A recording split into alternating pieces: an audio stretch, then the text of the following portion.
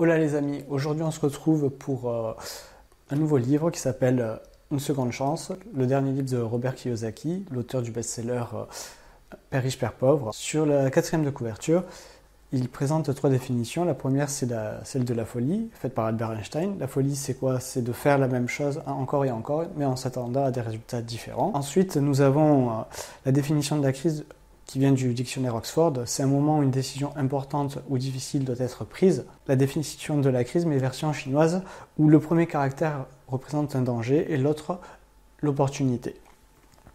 Son livre est découpé en trois parties, le passé, le présent et le futur. Dans son livre, il présente tout le système bancaire, le gouvernement américain, comment ça fonctionne, l'aspect financier.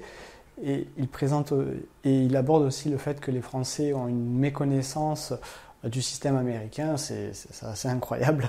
D'ailleurs, c'est ce qu'il présente en tant que mémoire limitante. Ensuite, il aborde la transition du capitalisme américain que l'on peut transposer dans les autres territoires tels que l'Europe.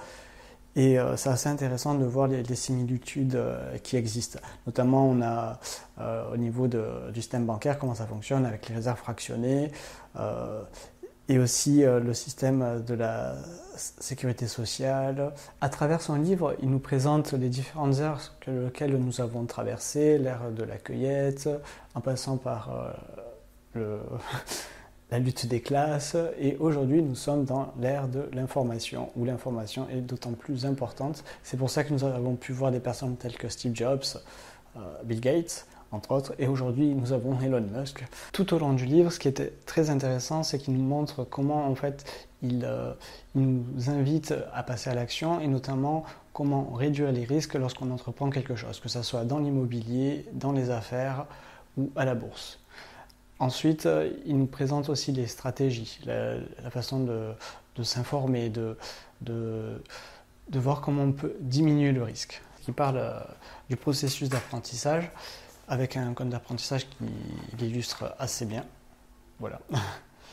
La chose la plus importante à retenir, c'est que c'est en faisant des erreurs que l'on avance, qu'on va pouvoir ajuster, etc., etc.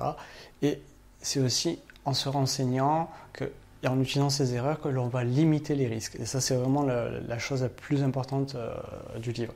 Pourquoi? Parce que il dissocie deux choses dans le livre qui sont très très importantes.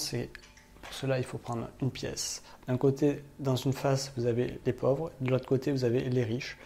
Et lorsqu'il parle des riches, il stipule qu'il y a deux sortes de riches. Les riches qui continuent à s'enrichir et les riches qui s'appauvrissent.